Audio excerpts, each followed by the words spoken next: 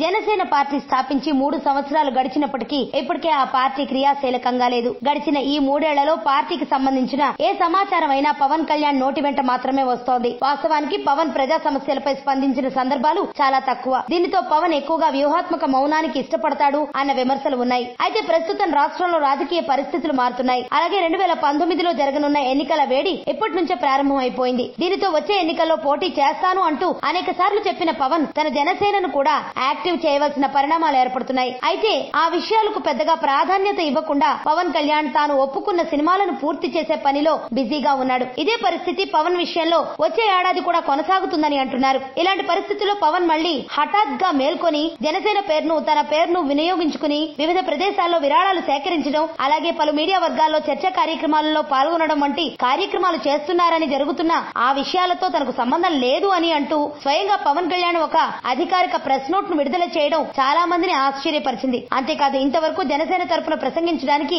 ఏ ఒక్క వ్యక్తిని కూడా అధికారికంగా నియమించలేదని పవన్ ప్రకటించడంతో ప్రస్తుతానికి జనసేన పార్టీ అంతా నేనొక్కడే అన్న భావంతోనే నడుస్తోంది అంటూ కొందరు సెటైర్లు వేస్తున్నారు. ఇదిలా ఉండగా ఆ మధ్యన పవన్ కొందరిని జనసేన పార్టీకి సంబంధించిన వివిధ పోస్టుల కోసం నియమించిన నేపథ్యంలో ఇప్పుడు వారి పరిస్థితి ఏమిటి అన్న కామెంట్స్ కూడా వినిపిస్తున్నాయి. దీనికి తోడు కొందరు అయితే సోషల్ మీడియాలో పవన్ కళ్యాణ్ అకౌంట్ ఎప్పుడో మౌన ముద్రలోకి వెళ్లిపోయింది కదా అంటూ జోక్స్ కూడా పెలుస్తున్నారు. అయితే రాజకీయ పార్టీ అన్నాక విరాళాల సేకరణ అనేది మామూలే అయినా అసలు విరాళాల సేకరణ లేకుండా, అదే విధంగా అసలు డబ్బు ప్రస్తావన లేకుండా పవన్ జనసేనను ఎలా నడిపిస్తాడు అనే సందేహాలు కూడా వ్యక్తమవుతున్నాయి. అయితే అజ్ఞాతం వీడి పవన్ ఉద్దానం బాధితుల సమస్యపై ఆంధ్రప్రదేశ్ ముఖ్యమంత్రి చంద్రబాబును అతి త్వరలో కలవబోతున్న నేపథ్యంలో ఆ తర్వాత నుంచి అయినా పవన్ రాజకీయాల విషయంలో తన స్పీడును పెంచుతాడేమో చూడాలి.